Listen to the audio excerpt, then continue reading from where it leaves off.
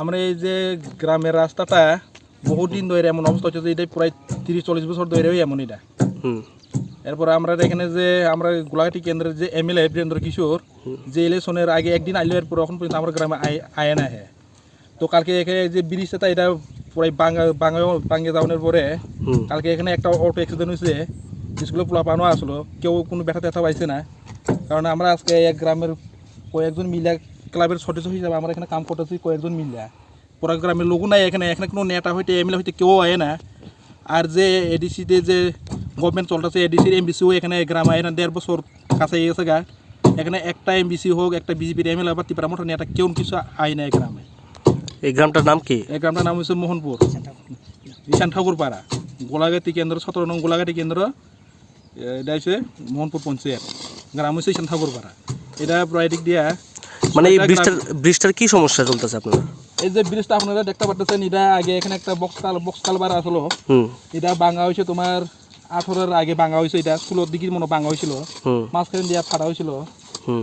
এবার যে গভর্নমেন্ট আসলো, বামফ্রন্ট গভর্নমেন্ট আসলো, দেখেন মাঝখানে দিয়া ফাটা হয়েছে, এরা পুরো ব্রিজটা ভাঙাই লাইছে। এরা নতুন ব্রিজ দিব কয়া, এটার পরে তো আর কোনো খোঁজ পাতা নাই। এরপরে আমরা গ্রামের পোলা পানি স্কুলে পড়তে লাগে, আইতে পারে না এই ব্রিজের কারণে। এরপরে আমরা কালকে এখানে অত একটা অ্যাক্সিডেন্ট হয়েছে, আমরা আজকে মিলিয়েছি, আমন লাগছে, আমরা বাইরেও আমন লাগছে।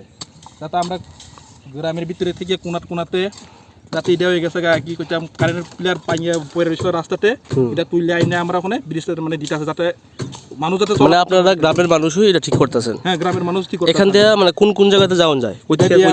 ঈশান ঠাকুর পাড়া, জলাবাড়ি, কালা ঠাকুর, ওজনার মধ্যে যাইতেও পারে, গাবুটিও যাইতেও পারে।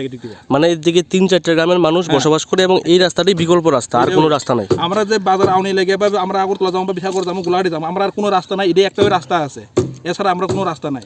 এখন যদি কোনো কেউ যদি অসুস্থ হয়, রোগী বা কেউ অসুস্থ হইলে এখানে অ্যাম্বুলেন্স বা ফায়ার সার্ভিস কীভাবে আইব ভিতরে? এটা আইতে পারতো না, মানে এখান থেকে ফায়ার সার্ভিস আউনের কোনো ব্যবস্থা নাই। এই যে রাস্তা এটা কেমন এই রাস্তাতে আউন যাইতো না।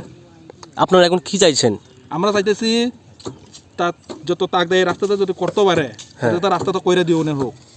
এই গ্রামটা তো এটা বহুত পুরানা গ্রাম, এটা তো আজকে নতুন গ্রাম না। এটা কোন পঞ্চায়েত? এটা মোহনপুর পঞ্চায়েত।